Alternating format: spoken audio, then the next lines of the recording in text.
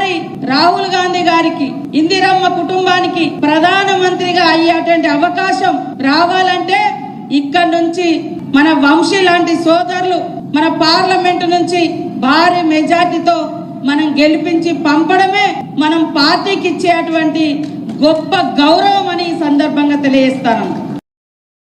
ఒకసారి రాహుల్ గాంధీ గారికి ఇందిరమ్మ కుటుంబానికి ప్రధానమంత్రిగా అయ్యేటువంటి అవకాశం రావాలంటే ఇక్కడ నుంచి మన వంశీ లాంటి సోదరులు మన పార్లమెంటు నుంచి భారీ మెజార్టీతో మనం గెలిపించి పంపడమే మనం పార్టీకి ఇచ్చేటువంటి గొప్ప గౌరవం అని ఈ సందర్భంగా తెలియజేస్తాను.